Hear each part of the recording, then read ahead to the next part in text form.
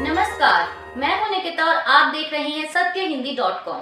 चलिए एक नजर डालते हैं अब तक की सुर्खियों पर। प्रधानमंत्री मोदी ने आज एक बार फिर मुसलमानों पर टिप्पणी करते हुए विपक्षी गठबंधन इंडिया को निशाने पर लिया है। प्रधानमंत्री मोदी ने राजस्थान में अपने एक भाषण में आरोप लगाया कि कांग्रेस पार्टी दलितों, पिछड़ों का आरक्षण छीनकर मुसलमानों को देना चाहती है।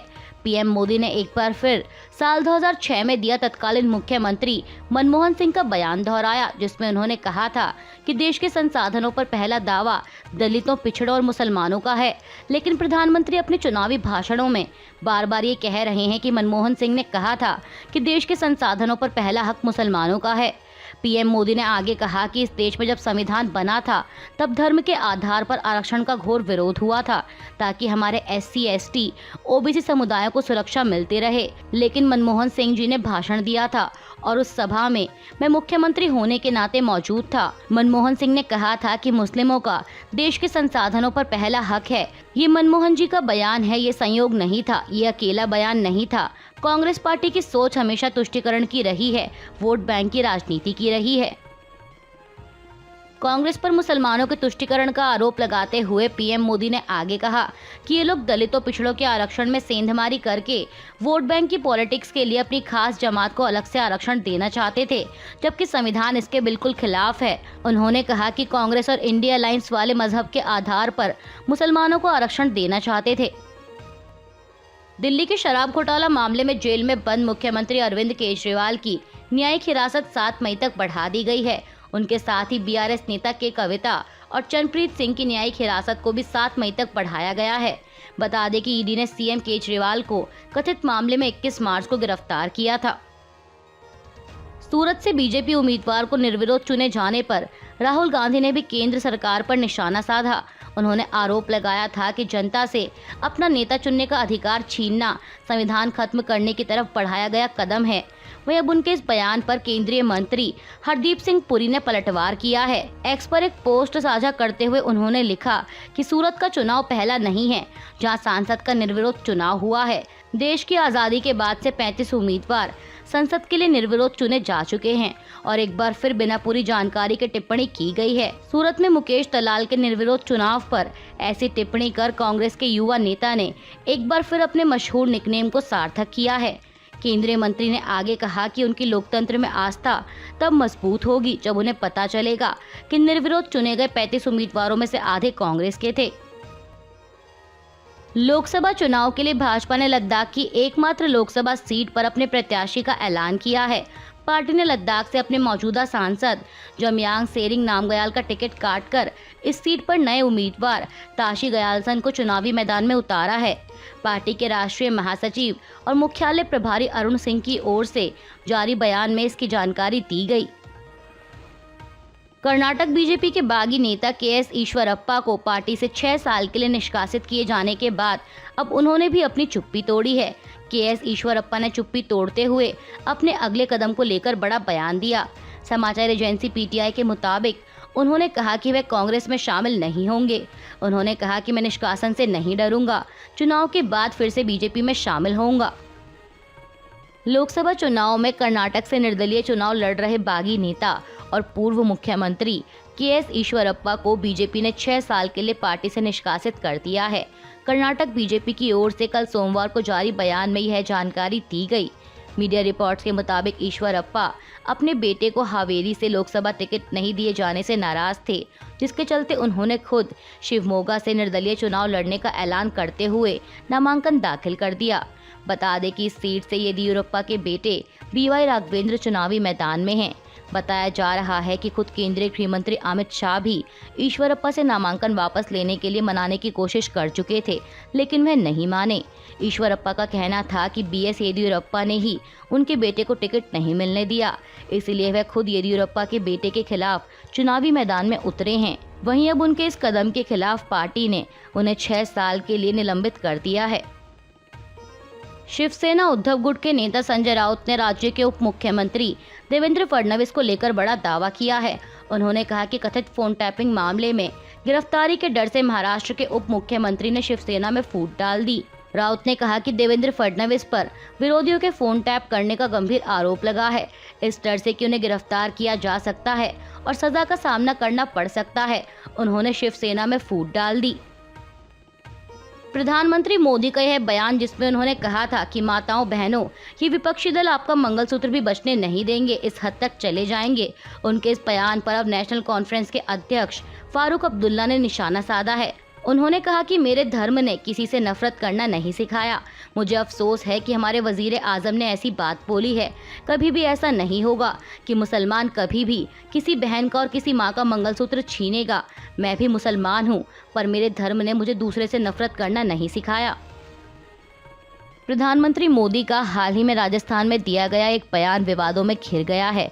उनके इस बयान को लेकर विपक्ष लगातार पीएम मोदी पर हमलावर है और बयान की कड़ी निंदा कर रहा है।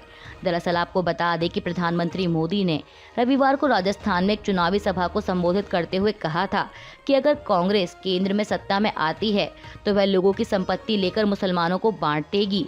उन्होंने ये बात पूर्व प्रधानमंत्री मनमोहन सिंह के एक बयान का हवाला देते हुए कही, जिसमें उन्होंने कथित तौर पर कहा था कि देश के संसाधनों पर पहला हक अल्पसंख्यक समुदाय का है। प्रधानमंत्री मोदी ने कहा कि अर्बन नक्सल वाली सोच, मेरी माताओं बहनों, ये आपका मंगलसूत्र भी बचने नहीं देंगे, इस हद तक चले जाएंगे। ये कांग्रेस का घोषणा पत्र कह रहा है कि वे माताओं बहनों के सोने का हिसाब करेंगे, उसकी जानकारी लेंगे और फिर उस संपत्ति को बांट देंगे और बांटेंगे उनको जिनके बारे में मनमोहन सिंह की सरकार ने कहा था कि संपत्ति पर पहला अधिकार मुसलमानों का है। इसका मतलब ये कि संपत्ति इकट्ठा करके किसको बांटेंगे? जिनके ज्यादा बच्चे हैं उनको बांटेंगे। आज हनुमान जयंती के मौके पर प्रधानमंत्री मोदी ने राजस्थान में एक चुनावी रैली को संबोधित करते हुए कहा कि कांग्रेस के शासन में हनुमान चालीसा सुनना भी गुनाह हो जाता है। बता दें कि पीएम मोदी ने कर्नाटक के एक मामले का जिक्र करते हुए ये बात कही। दरअसल कर्नाटक में कांग्रेस की सरकार है। ऐसे में उन्होंने कहा कि आज हनुमान जयंती पर मुझे कुछ दिन पहले की एक तस्वीर याद आ रही है। हो सकता है आप लोगों में से कई के पास ये खबर नहीं पहुंची होगी। मीडिया का काम था ये खबर पहुंचाएं, लेकिन नहीं पहुंचाई होगी। वो तस्वीर है कांग्रेस के शासन वाले कर्नाटक की। प्रधानमंत्री ने कहा कि कुछ दिन पहले वहां एक छोटे दुकानदार को सिर्फ इसलिए बुरी तरह से पीटा गया, लहूलुहान कर दिया गया, क्योंकि वे अपनी दुकान में बैठे बैठे हनुमान चालीसा सुन रहा था। कांग्रेस की कर्नाटक सरकार का काम देखिए। अपनी छोटी सी दुकान में गरीब आदमी भक्ति भाव से हनुमान जी का स्मरण करते हुए हनुमान चालीसा सुन रहा था, उसको लहूलुहान कर दिया गया।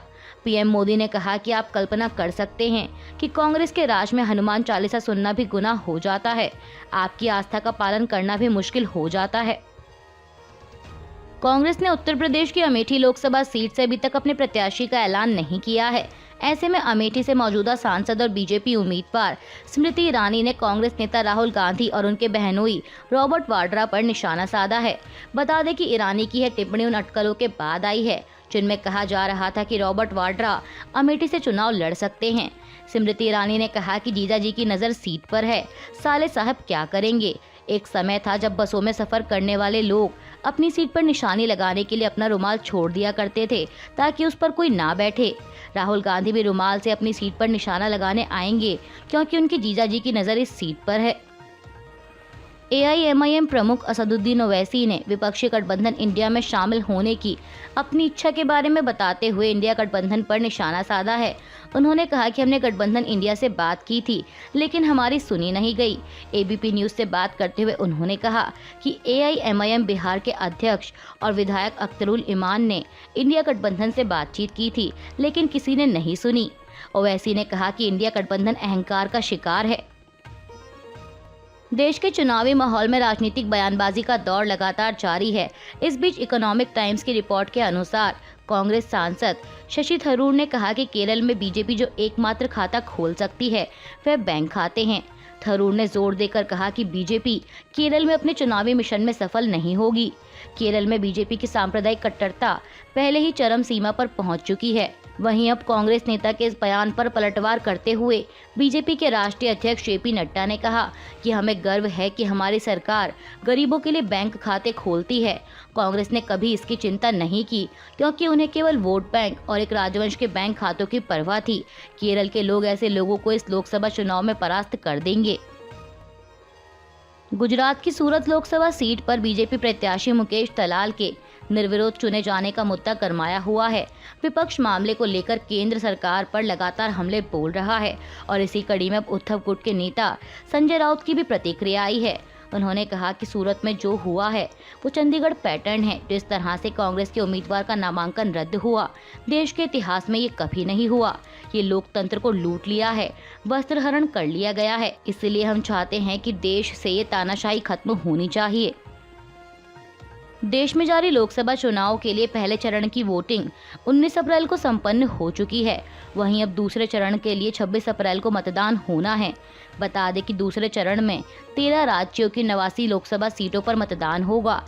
इनमें केरल की 20, कर्नाटक की 14, राजस्थान की 13, उत्तर प्रदेश की 8, महाराष्ट्र की 8, मध्य प्रदेश की 7, असम की 5, बिहार की 5, छत्तीसगढ़ की 3, पश्चिम बंगाल की 3, जम्मू कश्मीर, मणिपुर और त्रिपुरा की 1-1 सीटें शामिल हैं।